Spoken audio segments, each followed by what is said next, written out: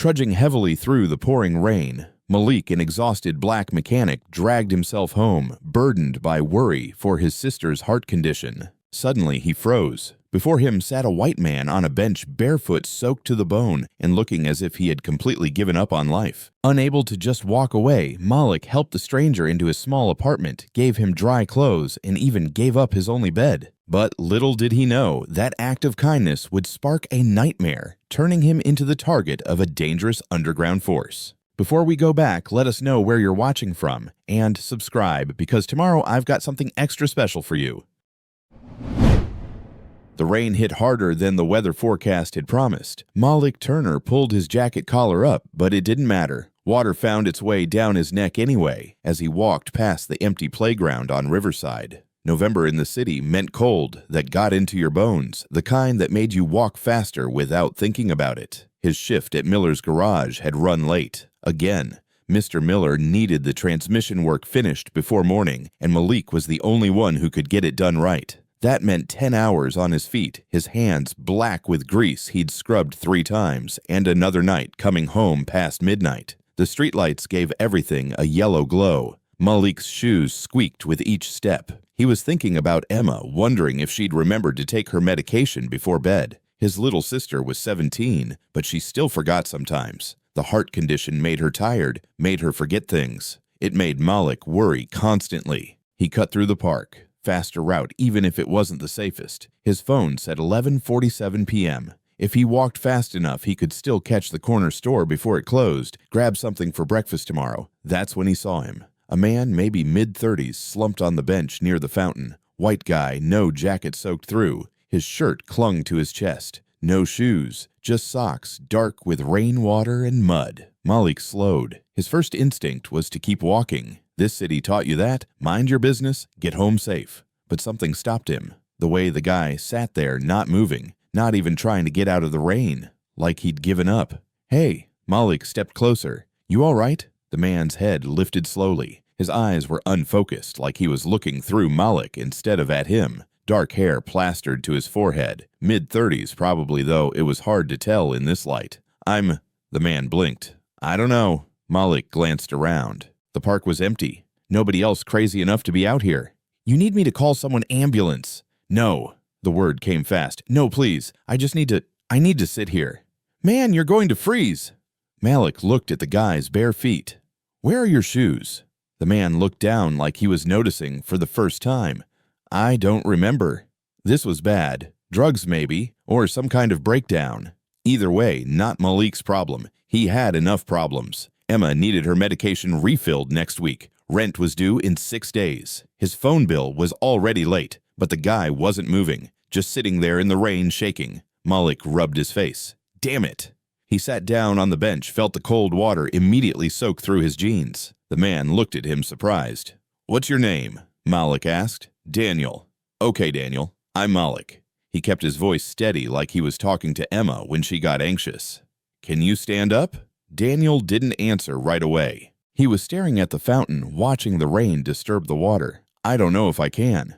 Sure you can. Malik stood, held out his hand. Come on, let's get you somewhere dry. Daniel looked at his hand for a long time. Then slowly he reached up and took it. His grip was weak, his hand ice cold. Malik pulled him to his feet. The guy swayed but stayed upright. Where do you live? Malik asked.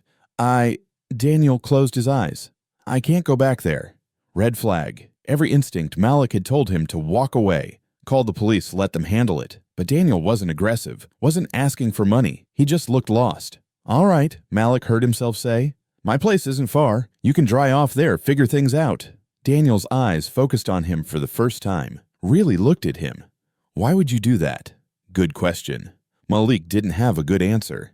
Because it's cold. They walked in silence. Daniel moved slowly, like every step took effort. Malik matched his pace. The rain kept falling. A car passed headlights sweeping over them, but didn't stop. Why would it? Just 2 guys walking in the rain. Nothing unusual. Malik's building came into view. 3 stories, red brick paint peeling around the windows. Half the security lights were burned out. He'd lived here for 2 years, sent most of his paycheck to Emma's doctors, and kept enough for rent and food. Nothing extra. Never anything extra. They climbed the stairs to the second floor. Malik's hands shook as he unlocked the door. Not from cold, from the reality of what he was doing, bringing a stranger home. A stranger who might be dangerous, might be crazy, might steal everything he had. But when he looked back, Daniel was just standing there, dripping water onto the hallway floor, looking small and broken. "Come on," Malik said. His apartment was small. One room, really, with a bathroom attached and a kitchen corner. The bed was against one wall, a couch against the other. Not much space between them. The walls were thin enough that he could hear Mrs. Chen's TV through them every night.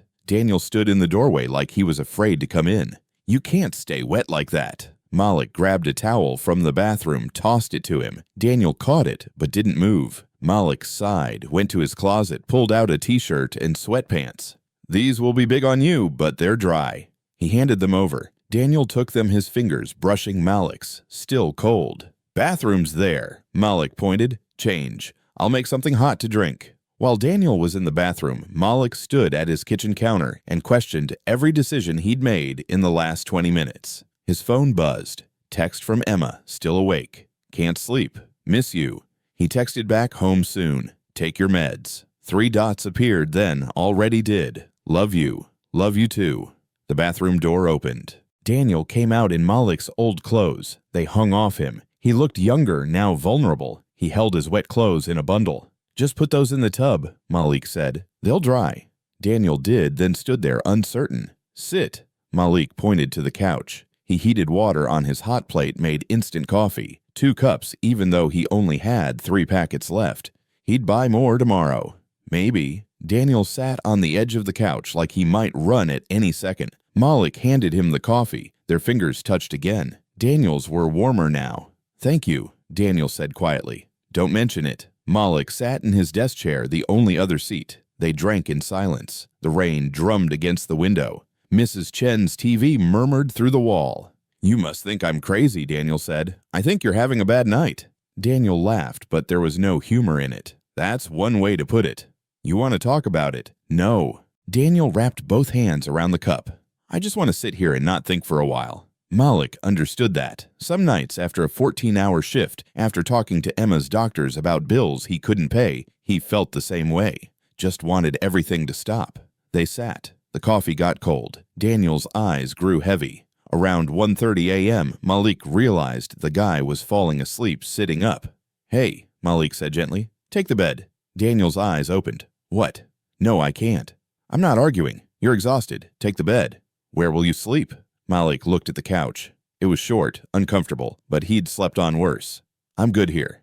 "I can't take your bed." "Yes, you can." Malik stood, grabbed a blanket from his closet, tossed it on the couch. "I've got work in 6 hours anyway. Won't sleep much." Daniel stared at him. "I don't understand why you're doing this." "Makes 2 of us." Malik pulled off his wet jacket, hung it on the back of his chair. "But you're here now. Might as well get some rest."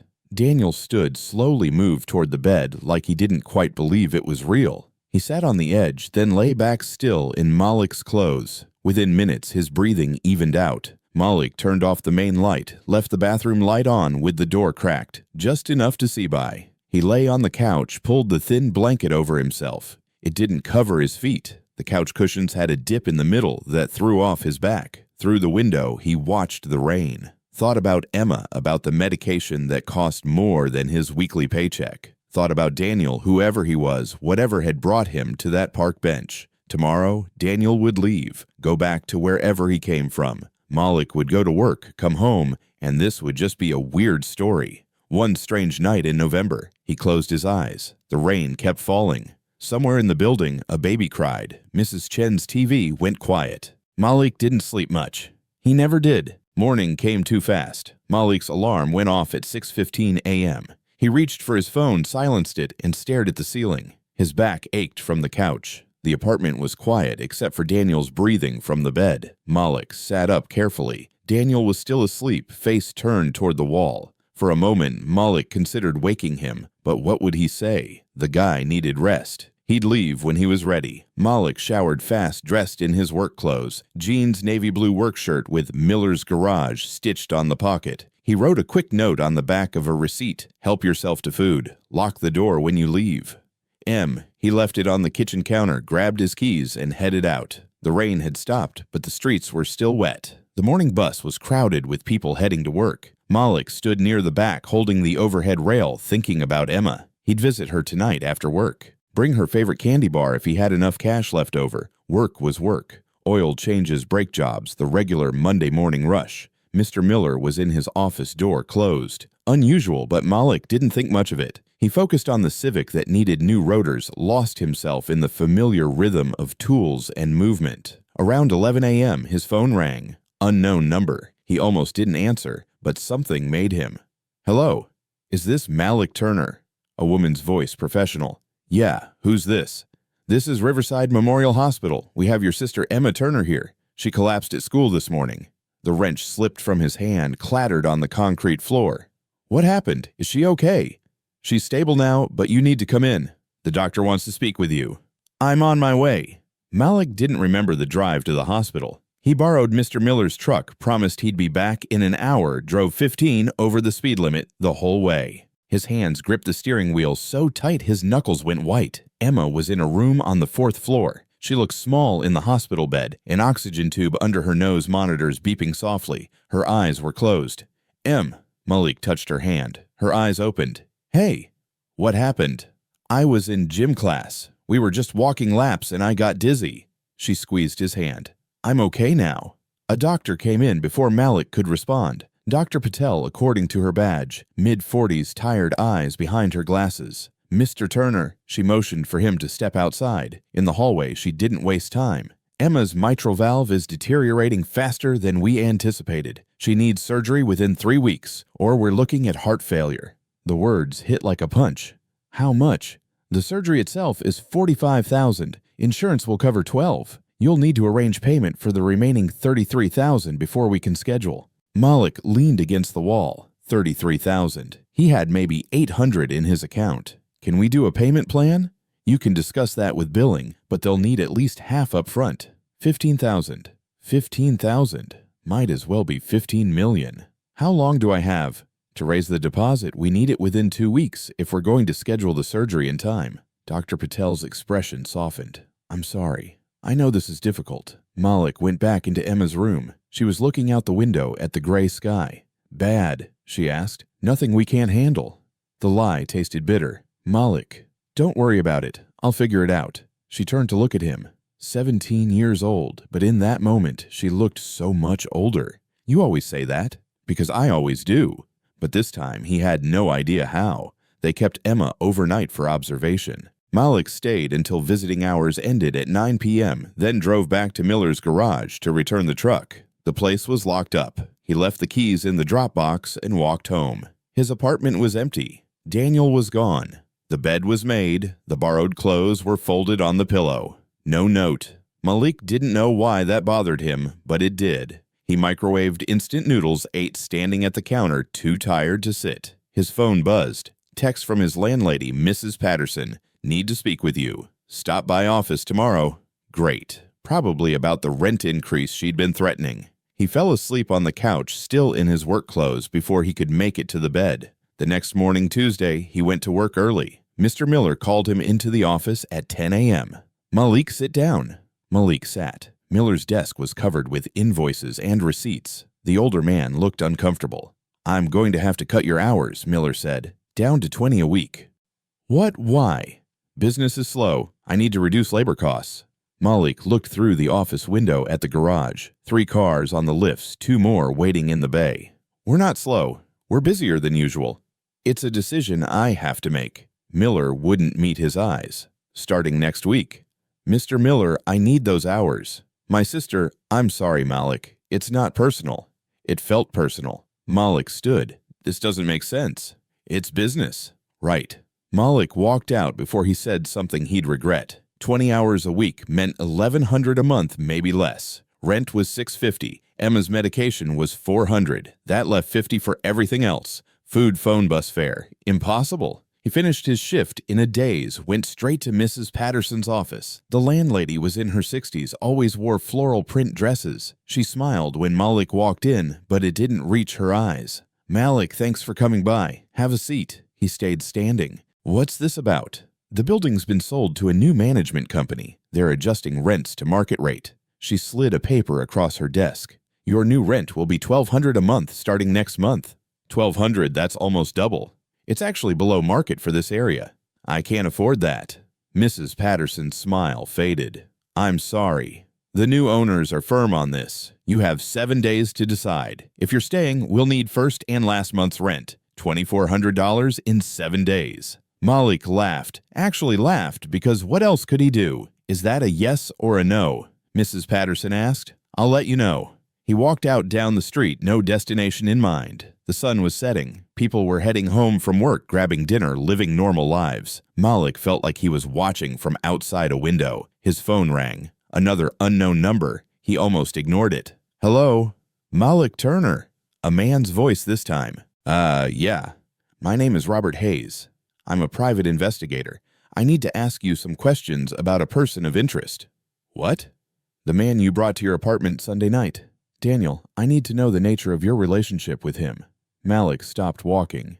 "How do you know about that?" "I'm conducting an investigation. It's important that you cooperate." "I don't know what you're talking about." "Mr. Turner lying to me won't help. We have footage from security cameras near Riverside Park. We know you took him home." Cold spread through Malik's chest. "I helped someone who was sick. That's it." "Did he give you anything, money, information?" "No. He left the next morning. I don't even know his last name." A pause. "If he contacts you again, you need to report it immediately." "Why? Who is he?" "I can't discuss that. Just stay away from him." The line went dead. Malik stood on the sidewalk, people flowing around him. What the hell was happening? That night he couldn't sleep. Lay on his bed staring at the water stain on the ceiling, adding up numbers that didn't add up. $15,000 for Emma's surgery deposit, $2,400 for rent. He had 3 weeks to find $17,400. His phone said 2:14 a.m. when he finally gave up on sleep. He sat at his kitchen counter, opened his laptop, started searching for loans. Bad credit, no collateral, every site rejected him within minutes. Wednesday morning he went job hunting, filled out applications at 5 places before lunch. Auto repair shops, mechanics, anywhere that might need someone with his skills. Everyone seemed interested until they took his information. Then suddenly there were no openings. At the third place, a garage called Tony's Auto Body, the manager actually looked apologetic. "Listen, man, I'd love to hire you. Your experience is solid, but I got a call this morning advising me not to." "A call from who?" "Didn't give a name. Just said there were concerns about your background." "I don't have a background. I've never been arrested. I'm just telling you what I heard." Tony handed back his application. "Sorry." By Friday, Malik had applied to 15 places. 0 callbacks. He visited Emma every evening. She was still in the hospital for monitoring. Each night she asked the same question. "Did you talk to Billing?" Each night Malik said, "I'm working on it." On Friday night, as he was leaving the hospital, his phone buzzed. Text from an unknown number, "We need to talk. Coffee tomorrow, 10 a.m., Riverside Cafe." Daniel Malik stared at the message for a full minute. Daniel, the stranger from the park, the one Robert Hayes was investigating. He should ignore it, should delete the number, forget the whole thing. Instead, he typed, "How did you get my number?" 3 dots appeared. "I'll explain tomorrow. Please come." Malik looked up at the hospital at the 4th floor where Emma was sleeping. Thought about the $15,000 he didn't have, the jobs he couldn't get, the rent he couldn't pay. Fine. 10 a.m. He got home after 10. His apartment felt smaller than usual, the walls closer. He heated up canned soup, ate it without tasting anything. Tomorrow he'd get answers. About Daniel, about the investigator, about why his life had suddenly fallen apart. Tomorrow something had to change, because he was running out of time. Saturday morning, Malik woke at 8. Couldn't sleep past that anymore, even on weekends. His body was wired for early shifts. He showered, dressed in the cleanest jeans. He had a gray hoodie. Looked at himself in the mirror. Dark circles under his eyes. He needed a haircut. Needed a lot of things. Riverside Cafe was a 10-minute walk. Middle-class place, not fancy, but not cheap either. Malik had walked past it 100 times but never gone in. $3 coffee wasn't in his budget. He arrived at 9:55. Through the window, he saw Daniel already there sitting at a corner table. The guy looked completely different. Clean, put together, button-down shirt, nice watch, hair styled. This wasn't the broken man from the park. Malik pushed the door open. Daniel stood up when he saw him. "Malik, thank you for coming." "Let's skip the pleasantries." Malik didn't sit. "Who are you and why is my life falling apart?" Daniel gestured to the empty chair. "Please, sit. I'll explain everything." Malik stayed standing for another second, then sat. A waitress came over. Daniel ordered 2 coffees. Malik didn't argue.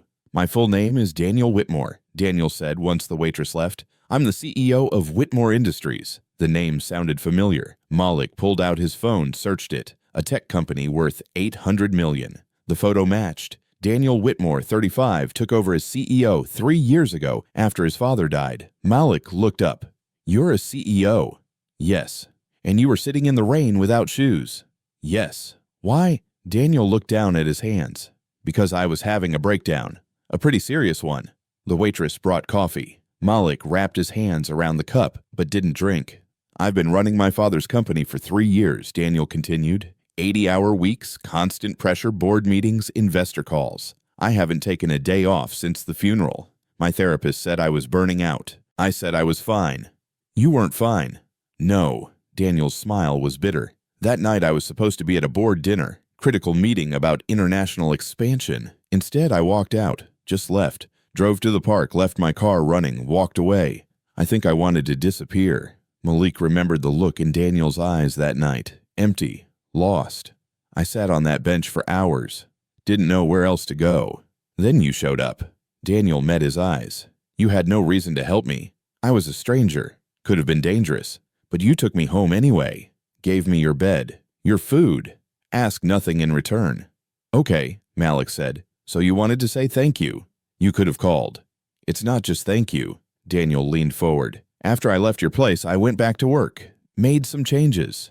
Hired a COO to handle daily operations. Started therapy seriously. Got my life together. And I couldn't stop thinking about you, the person who helped me when I was nobody." "Where are you going with this?" "I hired a private investigator to find you. I wanted to thank you properly, maybe help you out. But the investigator I hired, Robert Hayes, he misunderstood his job." The name hit like ice water. "The guy who called me?" "Yes. Robert is ex-police, very by the book. I asked him to find information about you. He interpreted that as running a full background check and threat assessment." "Threat assessment."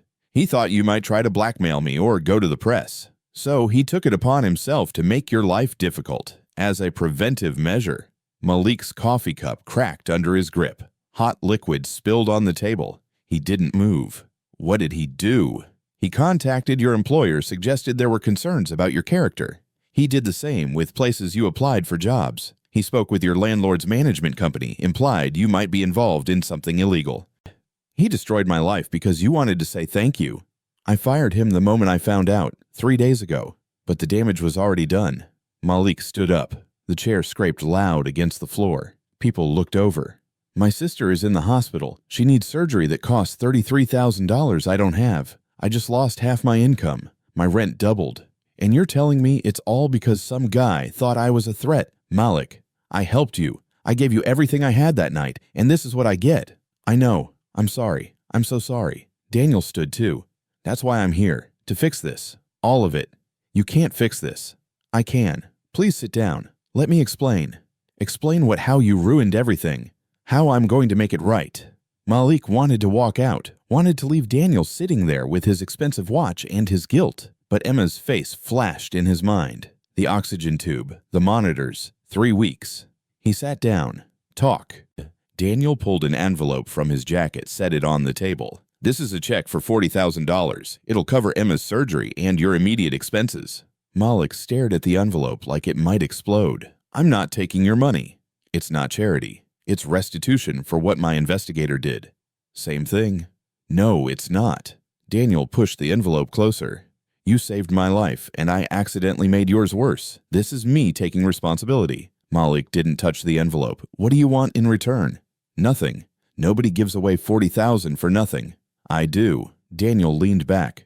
"Look, I've spent the last week investigating what Robert did. I fixed what I could. I called your boss at Miller's garage, explained the situation. He agreed to restore your full hours and give you a raise. I contacted the property management company, told them the situation was resolved. Your rent will stay at the original amount. You did all that. Yes, but the damage to your reputation in the job market is harder to fix. People heard rumors, and rumors stick." Daniel paused. "So I have a proposal. Instead of just giving you money, I want to offer you something better. Better than $40,000. A real opportunity. A way to change your life, not just patch it. Malik crossed his arms. I'm listening.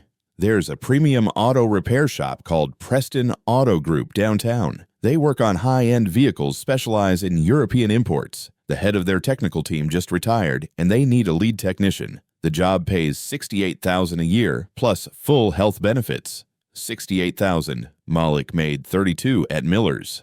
What's the catch? Malik asked. No catch. I know the owner. I told him about your 10 years of experience. He wants to interview you. You're setting me up with a job. I'm setting you up with an interview. Whether you get the job depends on your skills. Malik rubbed his face. This was too much too fast. Why are you doing this? Because that night when I was sitting in the rain, I'd given up on everything. My company, my life, all of it. You showed me that there are still people who help without expecting anything back. That meant something to me. Still means something. So this is guilt. This is gratitude. And yes, guilt. Both. Daniel's expression was earnest. I can't undo what Robert did, but I can try to make your situation better than it was before. Please let me. The envelope sat between them. $40,000. Emma's surgery. Her life. Malik's pride screamed at him to refuse, but Emma's voice was louder. You always say you'll figure it out. If I take this, Malik said slowly, I want conditions. Name them. First, I'm paying you back. All of it. I don't care if it takes 10 years. That's the condition. I'm not taking charity. This is a loan. Daniel nodded. Okay, what else? Second, you stay out of my life after this. I don't want your connections, your network, any of it. You fix what your guy broke, we're even. Fair enough. Third, Emma never knows about this. As far as she's concerned, I figured it out on my own. Done. Malik reached for the envelope. His hand shook slightly. He opened it, saw the check. Made out to Riverside Memorial Hospital, Emma Turner's patient account number in the memo line. Daniel had done his homework. There's something else, Daniel said, about Emma's care. Malik looked up sharply. What about it? I made some calls. There's a cardiac surgeon at Johns Hopkins, Dr. Michelle Reeves. She's one of the best in the country for mitral valve repair in young patients. I contacted her office, explained Emma's case. She's willing to consult remotely with Dr. Patel, make sure Emma gets the best possible outcome. Why would she do that? Because I asked her to, and because doctors want to help sick kids. Malik's throat felt tight. You didn't have to do that. I know. They sat in silence. The cafe hummed around them. Someone's phone rang. The espresso machine hissed. The interview at Preston, Malik said. When? Monday at 2. The owner's name is Frank Preston. He's expecting you. And if I don't get it, then you don't get it. But I think you will. Malik stood the envelope in his hand. I need to think about all this. Of course. Daniel handed him a business card. My direct number's on there. Call anytime. Malik took the card, looked at it. Simple design, heavy paper. The kind rich people used. One more thing, Daniel said as Malik turned to leave. I really am sorry. For everything. Malik nodded but didn't respond. He walked out of the cafe into the cool morning air. He went straight to the hospital, found the billing department, handed over the check. The woman behind the desk looked at the amount, looked at Malik, then processed it without comment. 10 minutes later, Emma's surgery was scheduled for the following Thursday. Malik went up to her room. She was awake, reading a book on her phone. Hey, she said. What are you doing here? I thought you had work. Called in sick. He sat in the chair beside her bed. Got some good news. Yeah. Surgery's scheduled next Thursday. Emma's eyes went wide. How did you get a loan? Something like that. Don't worry about it. It's handled. She grabbed his hand. Malik. What? Thank you. For everything. I know this has been hard. You're my sister. Nothing's hard when it comes to you. She squeezed his hand, and for the first time in weeks, Malik felt like maybe things would be okay. Maybe. Sunday. Malik did something he hadn't done in months. He slept past 9. When he finally woke up, sunlight was streaming through his window, and for a few seconds, he forgot about everything. Emma's surgery, the job interview, Daniel Whitmore. Then he remembered, and the weight settled back on his chest. He made coffee, sat at his kitchen counter, and stared at Daniel's business card. The number written on it, in neat handwriting. He should call, confirm the interview details. Thank Daniel properly. Instead, he put the card in his drawer and went for a walk. The neighborhood looked different on Sunday mornings. Families heading to church, kids on bikes, the corner store doing brisk business. Malik walked with no destination, just moving, thinking. His phone buzzed. Text from Mr. Miller. Can you come in Monday morning? Need to talk. Probably about the hours being restored. Malik texted back. Sure. 8 a.m. Perfect. He stopped at the corner store, bought a sandwich and a bottle of water, sat on a bench outside watching cars pass. A black SUV drove by, slowly tinted windows. Malik watched it go, felt something cold in his gut. Paranoia, probably. But after everything with Robert Hayes, he couldn't shake the feeling of being watched. Monday morning came fast. Malik arrived at Miller's garage at 7:50, found Mr. Miller already in his office. Malik, come in. Close the door. Malik sat. Miller looked uncomfortable shuffling papers on his desk without looking at them. So I got a call Friday, Miller started, from a lawyer representing Daniel Whitmore. Yeah, I know. You know Daniel Whitmore. It's complicated. Miller nodded slowly. The lawyer explained there was a misunderstanding, that you weren't involved in anything problematic. He asked if I'd restore your hours. And I'm sorry, Malik. I should have talked to you first before cutting your hours. But when that investigator called, said there were concerns about your character, I panicked. Thought maybe you were involved in something illegal. I helped a guy who was sick. That's it. I know that now. Miller leaned back in his chair. Full 40 hours starting today. Plus, I'm bumping you to 23 an hour. You've earned it. 23 was 2 more than before. Still nowhere near what Preston paid, but it was something. Thanks, Mr. Miller. You're a good worker, Malik. I'm sorry I doubted you. Malik worked until 1, then headed downtown for the Preston interview. The shop was in a converted warehouse, all glass and exposed brick. Fancy. The waiting area had leather chairs and a coffee machine that looked like it cost more than Malik's rent. Frank Preston was in his 50s, gray hair, firm handshake. His office overlooked the main floor where 3 Mercedes and a Porsche sat on lifts. Malik Turner, Preston said, gesturing to a chair. Daniel speaks highly of you. He told me you need a lead technician. I do. Our previous lead retired after 20 years. Big shoes to fill. Preston leaned forward. Tell me about your experience. Malik talked for 20 minutes about his time at Miller's, the types of repairs he specialized in his approach to diagnostics. Preston asked good questions, technical ones that required detailed answers. You don't have AS certification, Preston noted. No, sir. I learned on the job, but I can do the work. I'm sure you can. Daniel wouldn't have sent you otherwise. Preston stood, motioned for Malik to follow. Let me show you the floor. They walked down to the garage, the smell of new tires and expensive leather, tools organized perfectly on red rolling carts, everything clean, efficient. European vehicles are different, Preston said. More complex systems, tighter tolerances. Think you can handle it? Yes, sir. Preston stopped in front of a BMW with its hood open. Tell me what you see. Malik looked. M55 engine single turbo. Common issues are the oil filter housing gasket and the charge pipe. This one looks like it's leaking coolant from the water pump. Preston smiled. Good eye. How would you approach the repair? They spent 30 minutes discussing the job. Preston testing, Malik answering. By the end, Preston was nodding. I'm impressed. Job's yours if you want it. $68,000 base, full medical and dental, 2 weeks vacation. Start date is flexible. Malik's chest tightened. This was real. Actually happening. I'd need to give Miller 2 weeks' notice.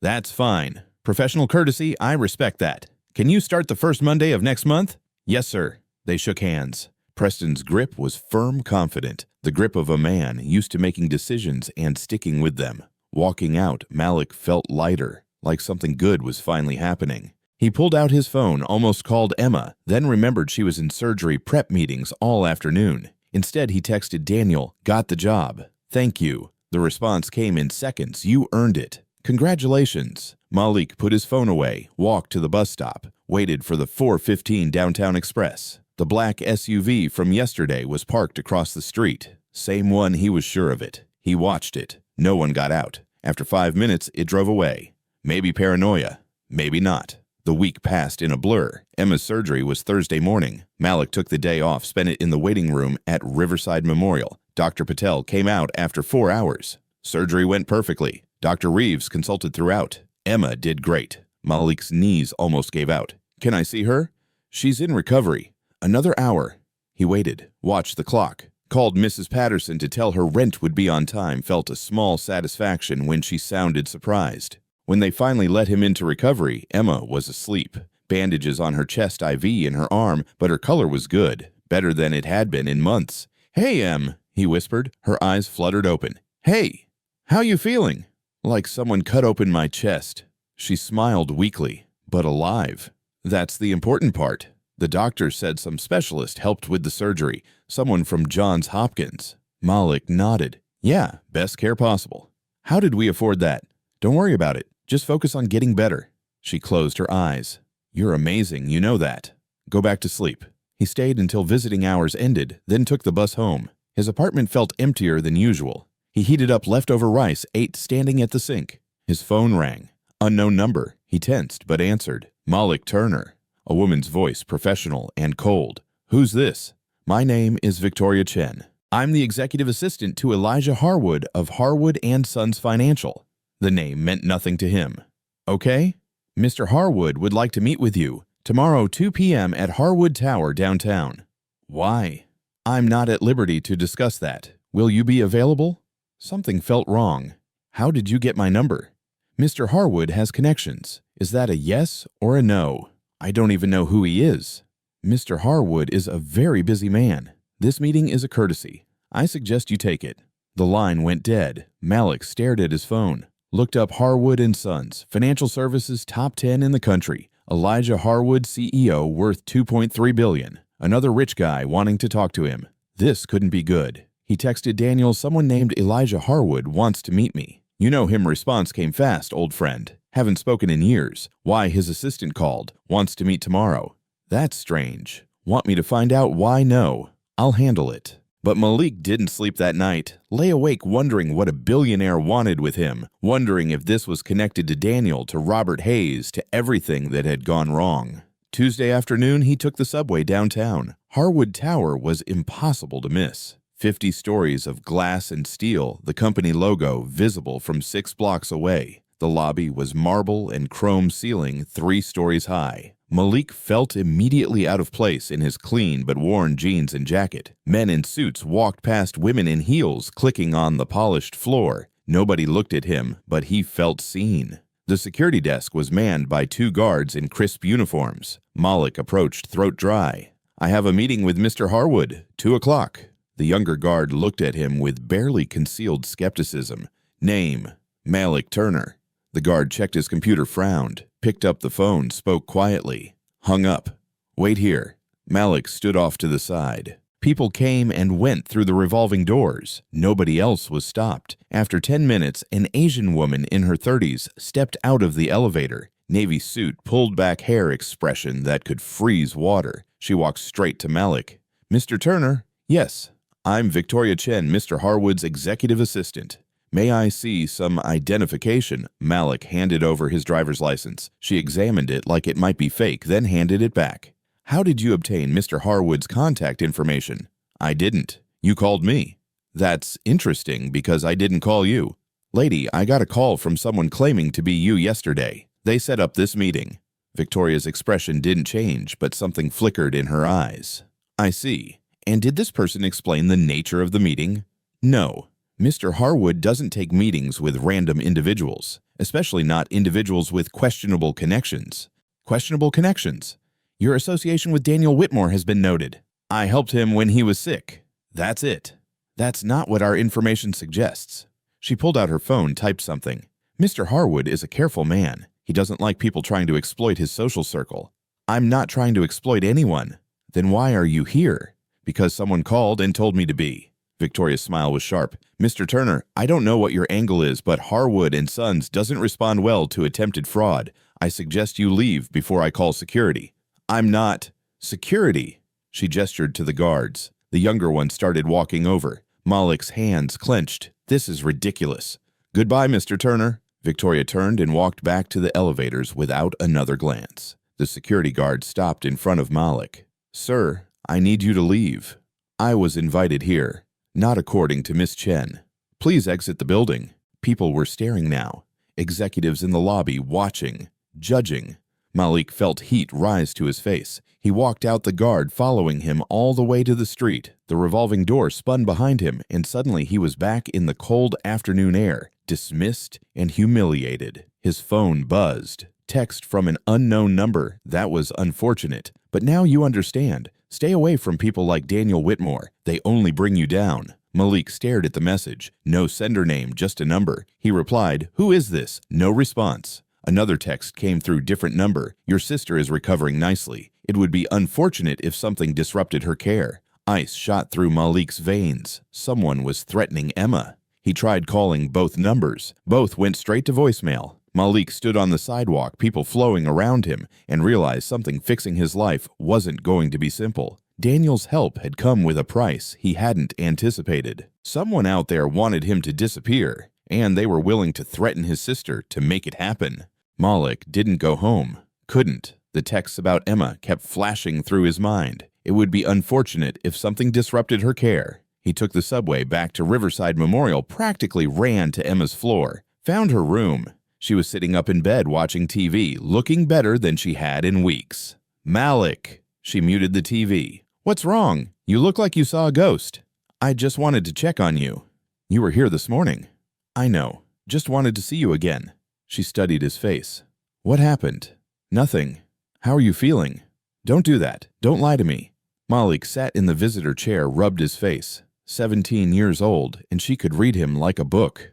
"I'm just stressed," he said. "About money work, everything." "But the surgery's paid for. You said it was handled." "It is. It's just a lot." Emma reached for his hand. "You know you can tell me stuff, right? You don't have to protect me from everything." "I know." But he couldn't tell her about the texts about the threat. Couldn't add that weight to her recovery. He stayed until 8, then took the bus home. His apartment felt different, like someone had been there, though nothing was out of place. Maybe he was losing it. He pulled out his phone, found Daniel's card, called the number. Daniel picked up on the second ring. "Malik, everything okay? I need to talk to you. In person." "When?" "Now." A pause. "Give me an address. I'll come to you." Malik gave him the name of a diner 6 blocks from his apartment. 24-hour place, always crowded. Public. Safe. "I'll be there in 30 minutes, Daniel said. Malik got there in 10, took a booth in the back with a view of the entrance. Ordered coffee he didn't drink. Watched the door. Daniel arrived in 25 minutes. Jeans and a jacket, no tie. Trying to blend in. He slid into the booth across from Malik. "What happened?" Malik showed him the texts. Daniel's expression darkened as he read. "When did you get these?" "This afternoon, after I got kicked out of Harwood Tower." "Tell me everything." Malik did. The phone call from someone claiming to be Victoria Chen, the meeting, the humiliation, the text afterwards. Daniel pulled out his own phone, dialed. "Eli, it's Daniel Whitmore." "Yeah, it's been a while. Listen, did you call a meeting with someone named Malik Turner?" "No, that's what I thought. Because someone impersonated your assistant and set him up. I'll explain later, but I need a favor." He hung up. "Elijah didn't know anything about this. Victoria Chen really is his assistant, but she didn't call you. Someone spoofed her identity." "Why?" "To isolate you. Make you look like you're trying to scam your way into wealthy circles." Daniel's jaw tightened. "This is sophisticated, organized. Who would do this?" "I don't know. But the threat against Emma means they've done deep research on you." Daniel looked at the texts again. "These numbers are burner phones, untraceable. So what do I do? First, we make sure Emma's safe. I'm calling the hospital, arranging private security for her floor. They won't know they're there, but they will be." "I can't afford." "I'm paying." Non-negotiable. Daniel's expression left no room for argument. "Second, I'm hiring a different investigator, someone I trust personally. We need to find out who's behind this." "What if it's connected to your company? Someone who doesn't want you associated with me?" Daniel shook his head. "My board knows about you. I told them the story. Some raised eyebrows, but nobody objected. This is something else." A waitress came by, refilled Malik's coffee. They waited until she left. "There's something I need to tell you," Daniel said, "about that night in the park. I wasn't completely honest about why I was there." "What do you mean?" "The breakdown wasn't just about work stress. There were threats. Against me, against the company. Anonymous messages like the ones you're getting now. They started 2 months before that night." Malik set down his coffee cup. "You think this is the same person?" "I don't know, but the pattern is similar. Isolate the target, make them look unstable or dishonest, threaten people they care about. Why didn't you tell me this before? Because I thought it was over. After I hired Robert Hayes and got my security upgraded, the messages stopped. I assumed whoever it was had moved on. Daniel leaned forward. But if they're targeting you now, maybe they didn't move on. Maybe they just changed tactics. This is insane. I know. And I'm sorry. Again. Daniel's expression was pained. Everything I try to do to help you just makes things worse. Stop apologizing and help me fix it. That's what I'm trying to do. Malik's phone buzzed. Another text, same unknown number as before. Meeting with Whitmore was a mistake. Last warning. He showed Daniel.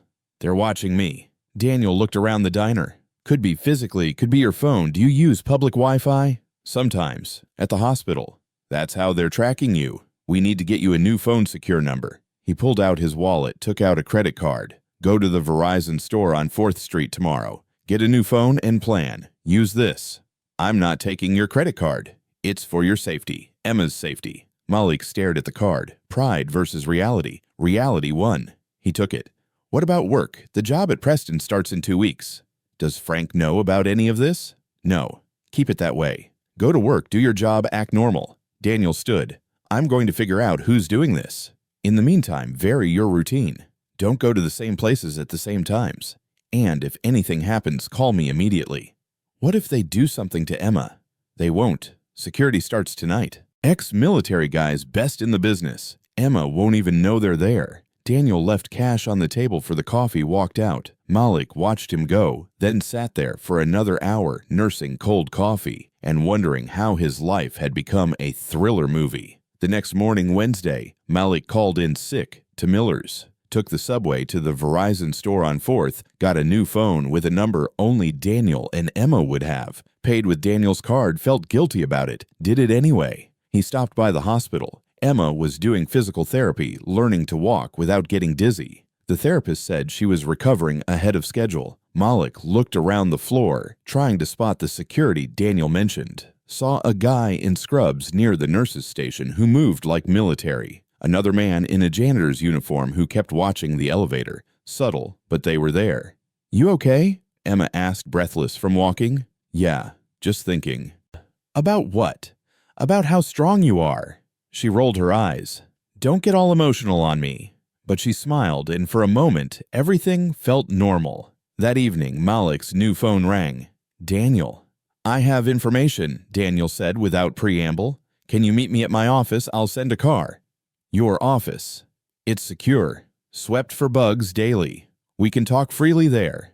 20 minutes later, a black town car pulled up outside Malik's building. The driver was professional silent, drove downtown to a building Malik had passed 100 times but never entered. Whitmore Industries occupied floors 30 through 35. The driver took Malik through a private entrance, avoiding the main lobby. Security waved them through. Daniel's office was on the 35th floor, floor-to-ceiling windows overlooking the city, minimalist furniture walls lined with awards and photos. But Daniel wasn't sitting at his desk. He was at a small conference table with a woman in her 40s, short brown hair, no-nonsense expression. Malik, this is Sarah Mitchell. She's a lawyer and private investigator, one of the best. Sarah stood, shook his hand. Firm grip.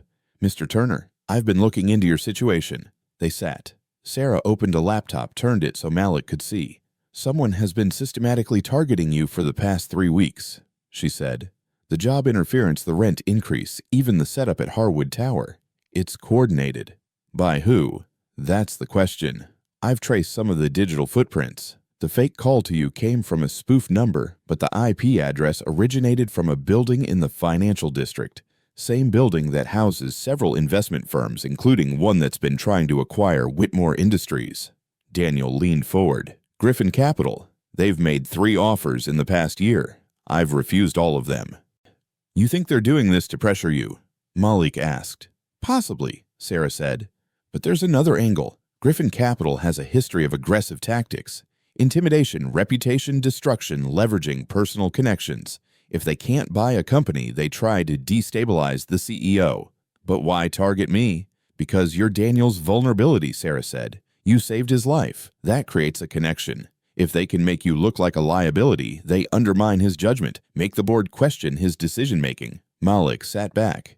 This is because I helped someone in the rain. This is because you helped someone powerful, Sarah corrected. And there are people who want to use that against him. So what do? Sarah closed her laptop. We gather evidence, build a case, and we go public if necessary. But first, we need you safe. No more threats. No more manipulation. What about Emma? Security stays until this is resolved. Non-negotiable. Daniel looked at Malik. I know you don't want my help, but you need it. Let me do this. Malik thought about the texts about Victoria Chen's cold dismissal, about the way his life had been torn apart piece by piece. Okay, he said. What do you need me to do? Nothing, Sarah said. Go to work. Take care of your sister. Live your life. We'll handle the investigation. And if they escalate, they won't. Not if they know we're watching them. She pulled out a card, handed it to Malik. My direct line. Any problems you call immediately. Malik took the card. Why are you doing this? You don't even know me. Because Daniel asked me to. And because I hate bullies. Sarah smiled. Especially rich ones who think they can manipulate people. The car took Malik home. He sat in the back watching the city lights pass. Felt like he was in someone else's life, someone else's story. His apartment was dark when he got there. He turned on the light, saw an envelope on the floor. Must have been slipped under the door. Inside was a single sheet of paper. No words, just a photo. Emma in the hospital asleep, taken from inside her room. Malik's blood turned to ice. They'd gotten past security. They'd been in Emma's room. He called Daniel. No answer. Called Sarah. Voicemail. He called 911, then realized how that conversation would go. Someone took a photo of my sister. No, they didn't hurt her. No, there's no immediate threat. The police wouldn't do anything. He grabbed his keys, ran. Malik didn't remember the subway ride, didn't remember running through the hospital corridors, just remembered bursting into Emma's room at 11 p.m., breathless to find her sitting up in bed reading on her phone. She looked up, startled. Malik, what's wrong? The security guy in scrubs was in the hallway. He followed Malik into the room, one hand moving toward his waistband. It's okay, Malik gasped. I'm her brother. The guard relaxed but stayed in the doorway. Emma set down her phone, eyes wide. You're scaring me. What happened? Malik checked the room. Windows locked, no one hiding in the bathroom, just Emma, confused and worried. Someone was in here, he said. When? I don't know. Recently. Malik, no one's been in here except nurses. And him. She pointed at the guard. He's been out there since this morning. Said he's extra security because of some hospital policy. The guard's phone buzzed. He looked at it, then at Malik. Mr. Whitmore wants to talk to you. He handed over his phone. Daniel's voice came through tense. Malik, Sarah just called me. We got your photo. Where are you? Hospital. Emma's room. I'm 10 minutes away. Stay there. The line went dead. Malik handed the phone back to the guard, then sat in the visitor chair. His hands were shaking. Malik. Emma's voice was small. What's going on? And don't lie to me this time. He looked at her. 17 years old, just had surgery, should be worrying about school and friends, not this. Someone's been threatening me, he said. It's related to the guy I helped a few weeks ago, Daniel, the one who's been helping with your surgery costs. Why would anyone threaten you for helping someone? It's complicated. Business stuff, rich people stuff. I don't fully understand it myself. Emma's expression hardened. Are you in danger? I don't think so. Daniel's handling it. What about me? Is that why there's a guard outside? Yeah, she absorbed that. How much danger are we talking about? I don't know, but we're being careful. Daniel arrived 12 minutes later with Sarah and another man. 50s gray hair moved like law enforcement. They spoke quietly in the hallway, then Daniel came into the room. Emma, I'm Daniel Whitmore. I'm the one your brother helped. Emma looked him up and down. The CEO guy.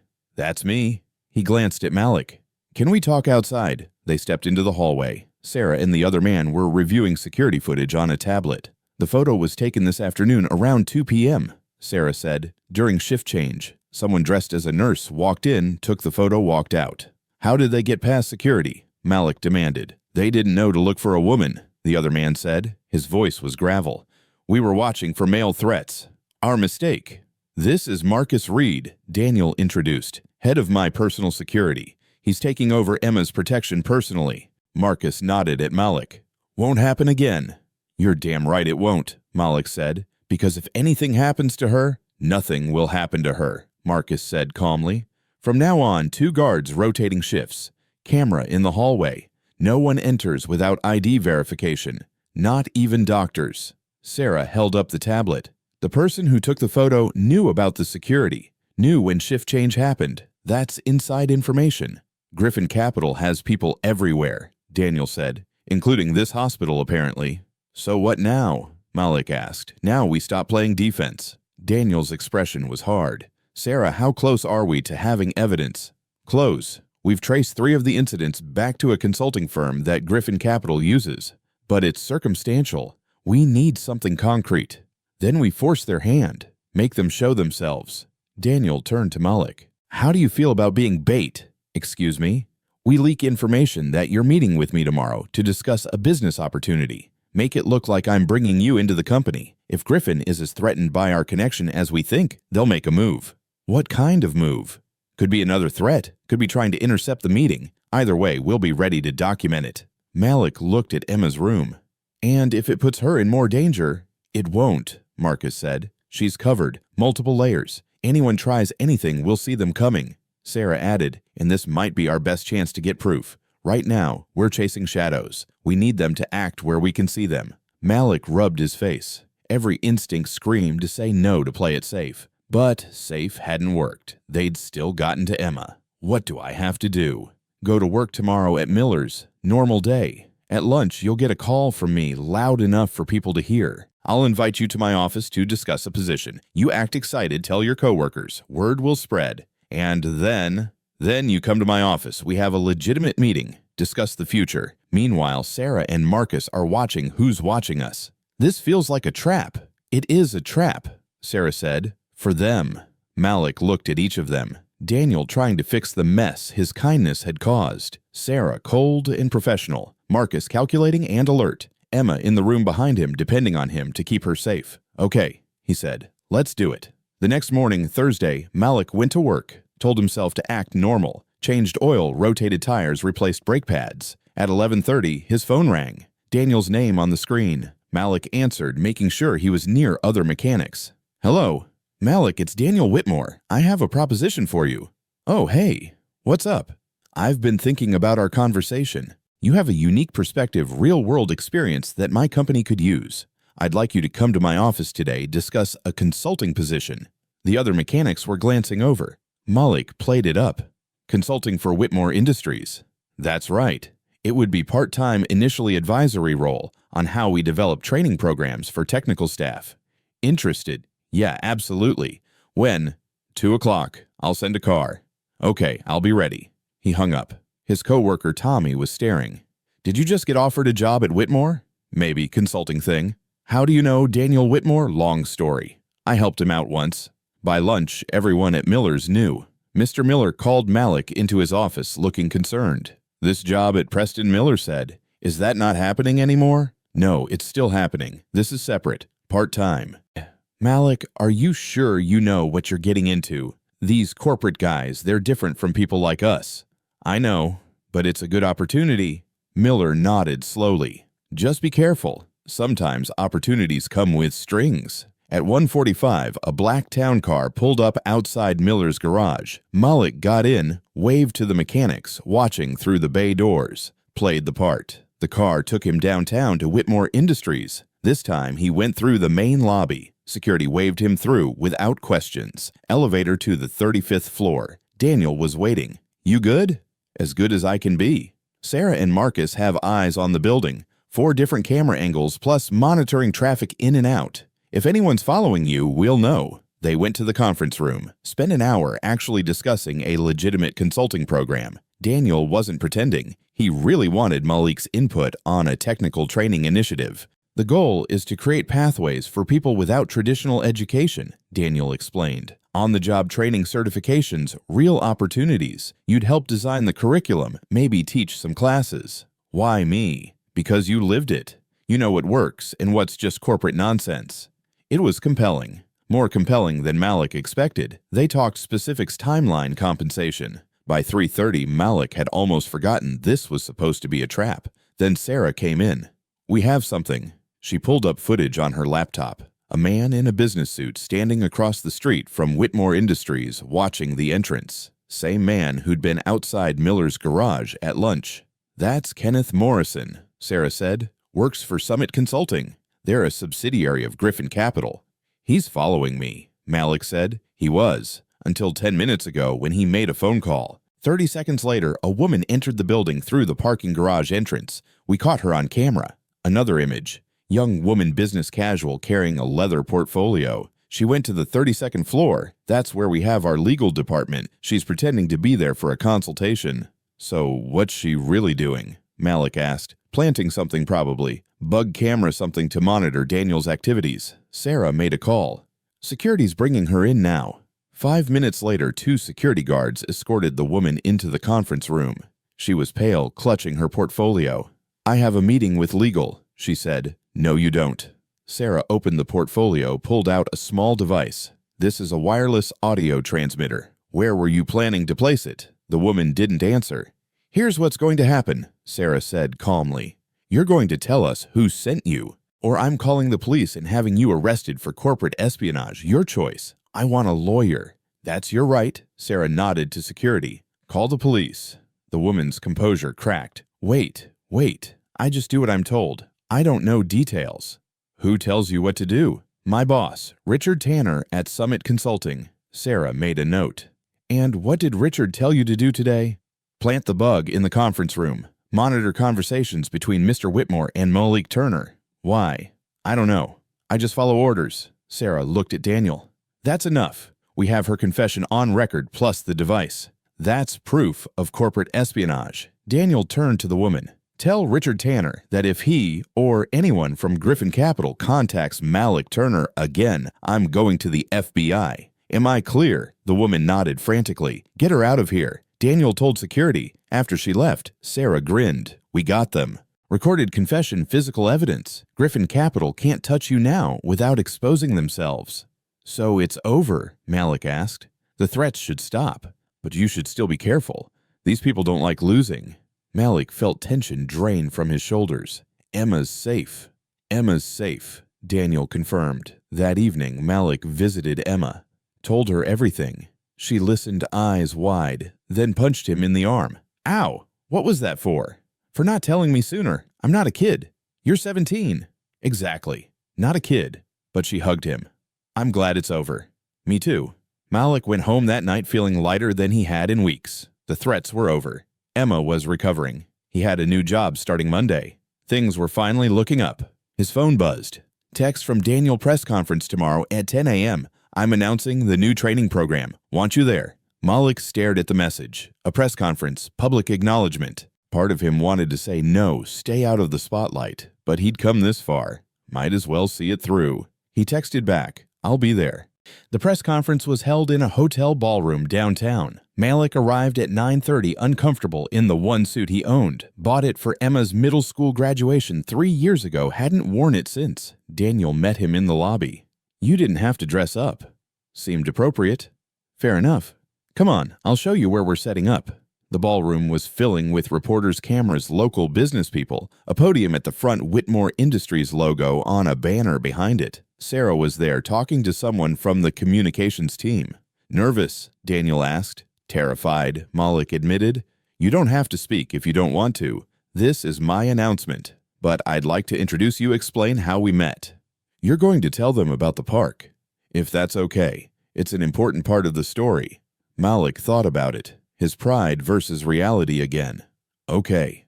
The conference started at 10. Daniel stood at the podium, comfortable in front of the cameras in a way Malik couldn't imagine being.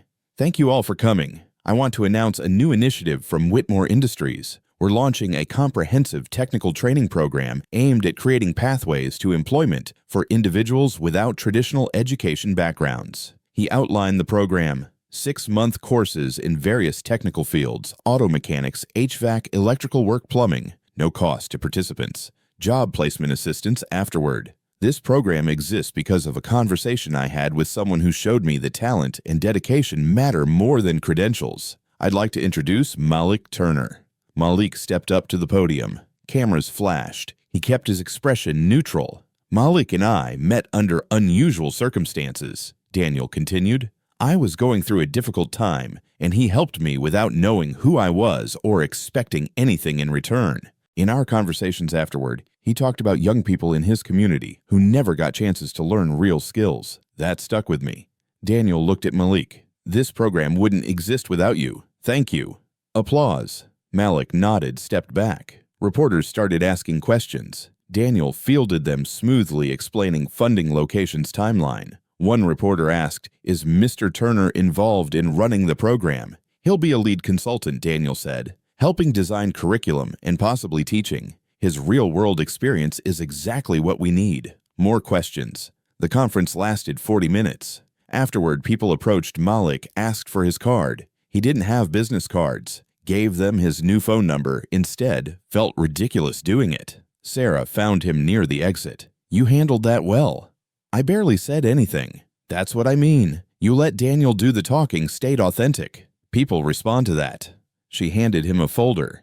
"Program details, timelines, your consulting contract. Look it over, sign if you agree to terms." Malik opened the folder. Consulting fee $5,000 per month for 6 months, then renegotiate based on program success. Plus benefits.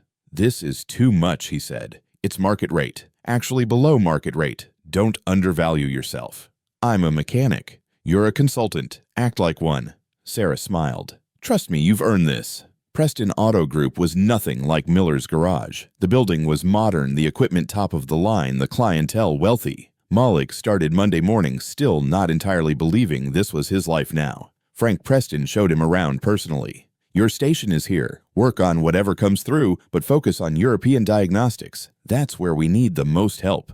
The other technicians were polite but distant. Malik understood. He was the new guy brought in through connections. He'd have to prove himself. A Mercedes S-Class came in with check engine lights. The previous tech couldn't figure it out. Malik spent 3 hours diagnosing, found a vacuum leak in the turbo system, fixed it, test drove, no more lights.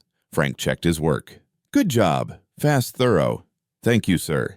"Drop the sir. It's Frank." He clapped Malik on the shoulder. "You're going to do fine here."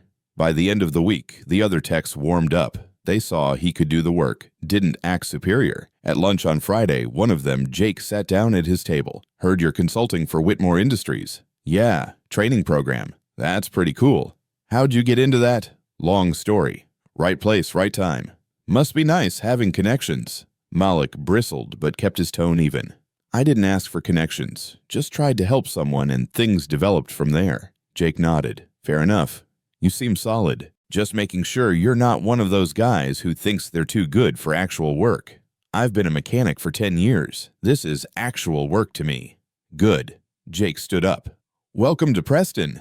Emma was released from the hospital 2 weeks after surgery. Malik picked her up, drove her to his apartment. She had a bag of medications, strict instructions about activity levels, follow-up appointments scheduled. "I can't believe I'm finally getting out," she said in the car. "How do you feel?"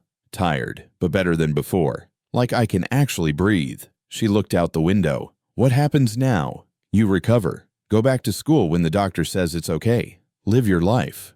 "What about you?" "What about me? Your life changed a lot in the past month." "Yeah, it did." "Are you happy?" Emma asked. Malik thought about it. "I don't know yet. It's all still new. Ask me in 6 months." She smiled. "Deal." The training program launched in December. They'd secured a warehouse space on the east side, spent November converting it. 8 workstations, classroom area, tools, equipment. Malik worked with Sarah and a curriculum specialist to design the courses. "We want this to be practical," Malik insisted. "Not just theory. Real problems, real solutions." They advertised through community centers, churches, high schools. Applications came in. A lot of them. More than Malik expected. They selected 20 for the first session. Ages ranging from 18 to 28, diverse backgrounds. Some had criminal records, some were single parents. All needed a chance. Orientation was the first Monday in January. Malik stood in front of the group, suddenly understanding Mr. Miller's discomfort with speaking to crowds. "I'm Malik Turner," he started. "I'm not a teacher. I'm a mechanic. Been doing it for 10 years. Everything I know I learned on the job from people who gave me a chance when I needed one." He saw recognition in some faces. They got it. This program isn't charity. You're going to work. 6 months, 3 days a week. If you show up, pay attention, put in effort, you'll leave here with skills employers want, but you have to want it. Nobody can want it for you. One kid, maybe 19, raised his hand. What if we don't have tools? We provide tools. Everything you need is here. Another voice. What about after? Do we get help finding jobs? Yes, we have partnerships with shops across the city. You graduate, we'll connect you. But the job's yours to keep. We can open doors, but you walk through them. They started that week. Basic maintenance first. Oil changes, tire rotations, brake inspections. Malik moved between stations, correcting mistakes, explaining why things worked the way they did. One student, Marcus Johnson, picked things up fast. 20 years old, dropped out of high school, worked retail jobs to support his mom. But he had good hands, asked smart questions. Another, Jennifer Lewis, was older. 26, single mom determined to learn a trade that paid better than waitressing. She struggled at first, wasn't physically strong enough for some tasks. Malik adjusted, showed her techniques that used leverage instead of force. By February, the group was diagnosing basic electrical issues. By March, engine work. Malik realized he liked teaching, liked seeing the moment when something clicked when a student got it. Daniel visited in March, walked through the facility. This is impressive. It's coming together, Malik agreed. A few are going to drop out probably, but most are committed. How are you holding up? Busy. Between this and Preston, I'm working 60 hours a week. Is that sustainable? Malik shrugged. For now. We'll see how it goes after graduation. In April, Griffin Capital made one last attempt. A reporter called Malik, asked questions about his relationship with Daniel. Was there anything inappropriate financial gain beyond the consulting contract? Malik referred them to Sarah. She shut it down fast. The article never ran. They're desperate, Sarah told Malik afterward. Their attempt to acquire Whitmore failed. Now they're just vindictive. Will they keep trying? Probably not. Too much exposure. They'll move on to easier targets. May came. The first group was finishing their training. Malik organized a graduation ceremony. Nothing fancy, just certificates and handshakes. Families came. Emma was there, fully recovered, starting summer classes at community college. 15 out of 20 finished. Malik had job interviews lined up for all of them. Marcus Johnson got hired at Preston, actually. Frank met him during a facility tour, was impressed. If you taught him, he's probably good. Jennifer Lewis got a position at a local fleet maintenance company. Called Malik crying. Thank you. This changes everything for me and my son. Others found jobs at various shops. 2 decided to continue their education. 1 joined the military. At the end of the ceremony, Daniel pulled Malik aside. You did this. 15 people have careers now because of you. Because of us, Malik corrected. No, I provided resources. You did the actual work. Daniel smiled. How do you feel about expanding open a second location, double the capacity? Are you serious? Completely. This model works. Let's scale it. Malik looked around the warehouse, at the students talking with their families, at the tools, the stations, everything they'd built. Let me think about it. Take your time. That night, Malik lay on his couch staring at the ceiling. Same water stain, same thin walls, but everything else was different. A year ago, he was barely scraping by. Now he had a stable job, meaningful side work, and the ability to help others the way he'd been helped. He thought about Daniel, about that night in the rain, how a simple act of kindness had spiraled into all this. His phone buzzed. Text from Emma, proud of you. He smiled, texted back, proud of you too. Tomorrow he'd start planning the second location, but tonight he'd just rest. November came around again, a year since that rainy night. Malik marked it on his calendar without really meaning to, just notice the date and remembered. The second training center opened in September. West Side location, same setup as the first. Another 20 students enrolled. Malik hired Jack Morrison, a retired mechanic from Frank's shop, to run the daily operations. That freed up Malik's time to oversee both locations and keep working at Preston. Emma was thriving at community college, pre-nursing program, talking about transferring to a 4-year school next fall. Her doctor said her heart was functioning perfectly. Sometimes Malik still caught himself checking on her, making sure she was okay, but she'd laugh and tell him to relax. I'm fine, she'd say. You can stop worrying. But he never would. That's what brothers did. Daniel called him mid-November. You busy Saturday? When am I not busy? Fair point. I want to do something for the 1-year anniversary. Event at the original training center. Celebrate what we've built. You good with that? You don't need to make a big deal out of it. It is a big deal. Humor me." Saturday arrived cold and clear. Malik drove to the East Side facility, found the parking lot full. He hadn't expected that.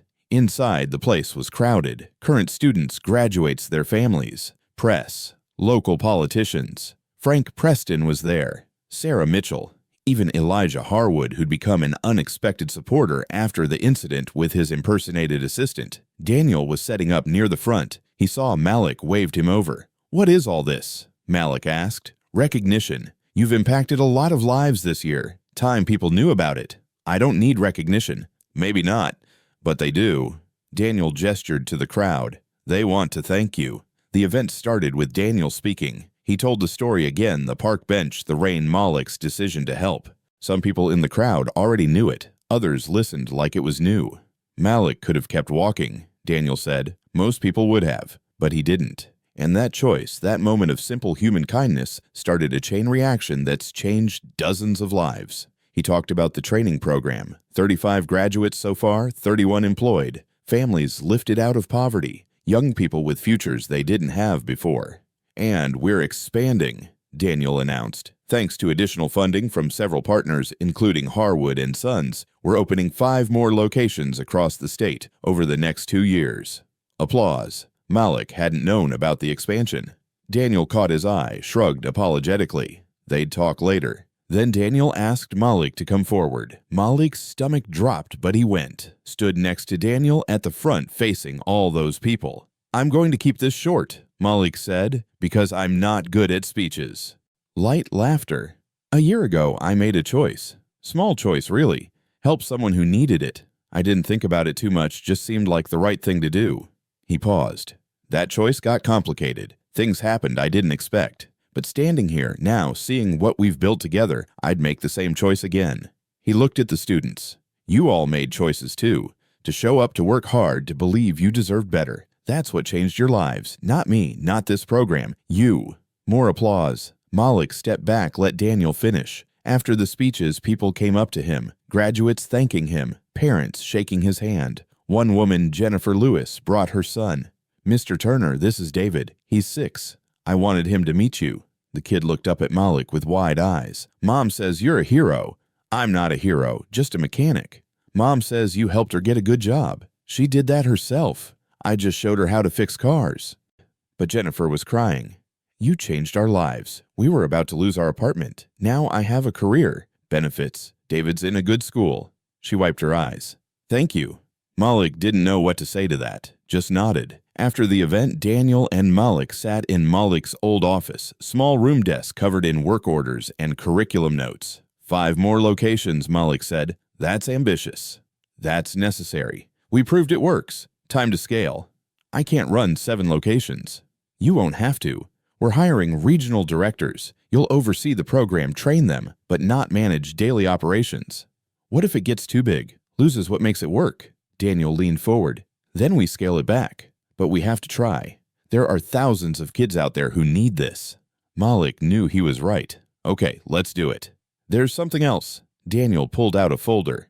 "Whitmore Industries is establishing a non-profit foundation. Social programs, education initiatives, stuff like this. I want you on the board of directors." "I don't know anything about running a foundation."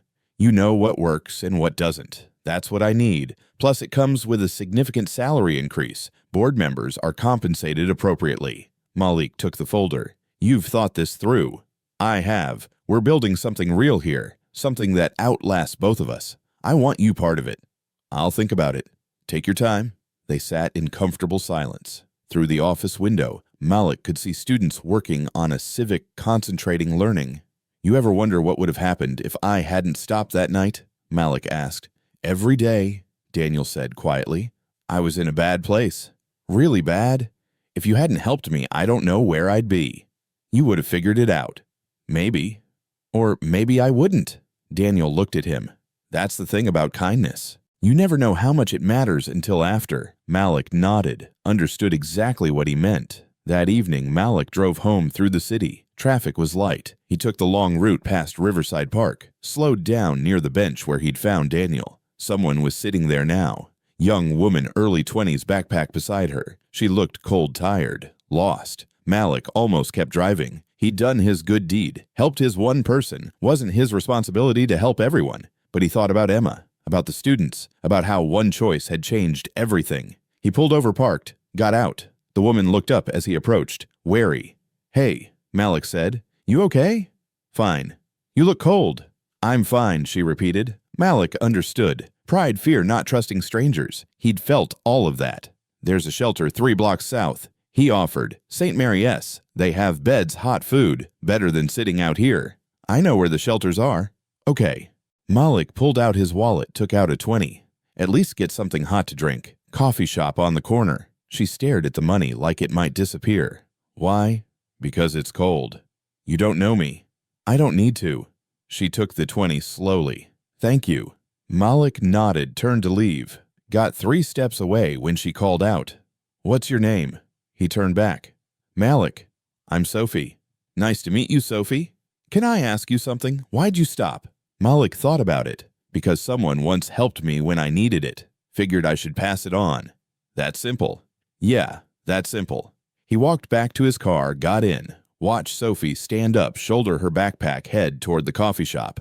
Then she stopped, turned around, walked south, toward St. Mary.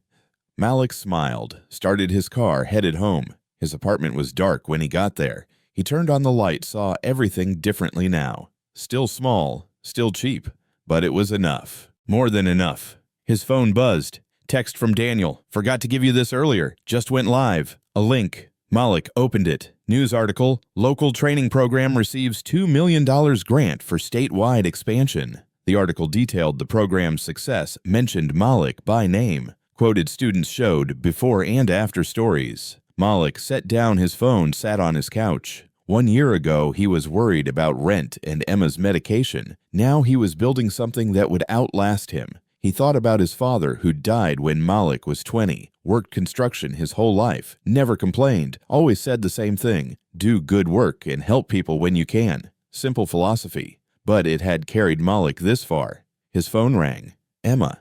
"Did you see the article?" she asked. "Just read it." "You're famous now. Can't just be a regular mechanic anymore." "I'm still a mechanic.